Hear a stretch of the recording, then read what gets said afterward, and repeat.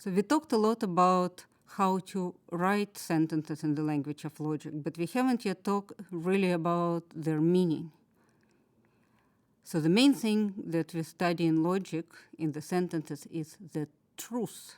Our sentences will be either true or false. They will have a truth value. And we'll talk a lot about having a truth assignment for a sentence, which means getting those propositional variables, A's and B's and other things, to be either true or false. And the meaning, or at least the truth values of our sentences, will change depending on what truth values the variable take. So for example, if you know that it's sunny outside and you know it's cold outside, then you know that it's both sunny and cold. So being both sunny and cold is true. On the other hand, if you know it's not sunny, even if it's still cold, you know that both sunny and cold is not true. So having sunny being true and cold being true is a truth assignment. And so is sunny being false and cold being true. We say that a truth assignment satisfies a sentence, and it's a satisfying assignment if this assignment makes the sentence true. So you look outside and it's nice and warm and it's sunny, and you say, great, it's warm and sunny. But if you want to say it's great, warm and sunny, but you look outside and it's dark and gloomy, even if it's warm, then whatever is outside the truth of being sunny and the truth of being warm is falsifying assignment to it's warm and sunny. So when we talked about logic connectives, this came up a lot because we were saying that in order to have A and B being true, we have to have both A be true and B be true. So is it sunny? Yes. Is it cold? Yes. Is it both sunny and cold? Yes. On the other hand, if you know that it's sunny, but it's nice and warm, then it's not true that it's both sunny and true and cold. So just to say it again, the truth assignment of A equals true and B equals false falsifies A and B, because you know it's not both sunny and cold if it's not cold, no matter whether it's sunny. But the same truth assignment satisfies A or B. Is it either sunny or cold? Well, yeah, because it's sunny. Doesn't really matter if it's cold if you know it's sunny. So the only way to make A and B true is to have both A and B true. The only way make A or B false is to have A false as well as B false. One caveat, in English when people use or, and especially either or, they often assume that only one of the possibilities can be true.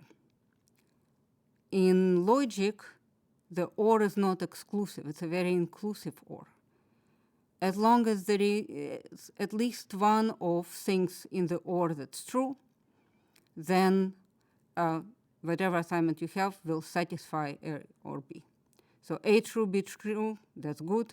A true, B false, that's fine. A false, B true is good as well. So think of this example. Suppose you want to know, is it cold or snowing outside? Because if it's either cold or snowing, you will need to get a jacket. Well, if you look outside and it's miserable, cold, and snowing, you would definitely need a jacket. So let's look again at if-then statement. So remember the cars puzzle. The statement was, if there is a j on one side, then there must be 5 on the other. What circumstances made it true? All of them except for when we had the j, but on the other side was a 2. So everything except for A being true and B being false. So the sentence A implies B, if A then B, it has one falsifying assignment, when A is true and B is false, and the rest of assignments are satisfying. So one way to write down all the possible variants when things are true and false is to use truth tables. A truth table has all the possible scenarios for the variables involved listed out explicitly. True, true, true, false, false, true, false, false. No more possibilities if you just got A and B variables. And now for each of those scenarios, you could say whether your formula, at least whether the formulas we're considering right now, is true or false. For example, if your formula says not A, then it will be false in all the scenarios when A is true. And it will be true in all the scenarios when A is false. So it will be false when A is true, and it will be true when A is false. As we said before, A and B is very picky. The only way to satisfy it is to have both A and B being true. So this is one scenario where A and B is satisfied. So it has just one satisfying assignment. Or is very relaxed. It's happy unless there is really nothing it can get. So the only time or is false is when both A and B is false. And finally, A implies B. If A then B is only false when you promise something but didn't deliver. So it's only false when A is true, however B is not. So when we are doing truth table, we want to account for every possible scenario, every combination of whether variable is true and whether variable is false. Those things can get pretty big pretty quickly, because every time you add a new variable, you end up with a truth table of twice the size of the original, because you have to repeat all the combinations of B's and C's for A's and B's for your new variable C being true, as well as for your new variable C being false. So let's look at an example of using the truth table like that. Now, the only thing you can do is to look up the value of your sentence whenever you want to know what it is. For example, it's true that it's sunny and it's true that it's cold. So what about sunny or cold? Let's look at true that it's sunny, true that it's cold. Okay, A or B is true. Suppose it's sunny, but it's not cold. So it's sunny, but it's not cold. Let's look at something different. Let's look at A and B. And you see that this is false. So let me finish this with a puzzle. And this puzzle comes from a wonderful book by a logician, Raymond Smullyan. The book was called What is the Name of This Book? So the name of the book was What is the Name of This Book? And it was full of really cool logical puzzles.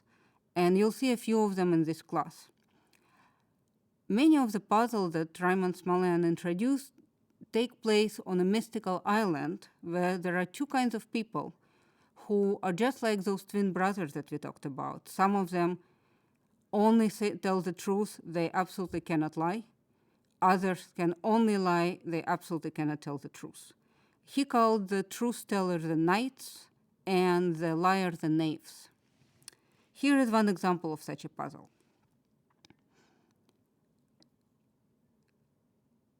You meet two people on the island of knights and knaves. Let's call them Arnold and Bob. Arnold says, either I am a knave or Bob is a knight. Either I am a knave or Bob is a knight. Okay, now knowing that Arnold and Bob are from the island of knights and knaves, so if they tell the truth, they must always tell the truth. If they lie, they must always lie. Can we figure out from the fact that Arnold can't say either I'm a knave or Bob is a knight, whether Arnold is a knight or a knave? And can we figure out from the fact that Arnold can say either I am a knave or Bob is a knight, whether Bob is a knight or a knave? I'll leave you with that for next time.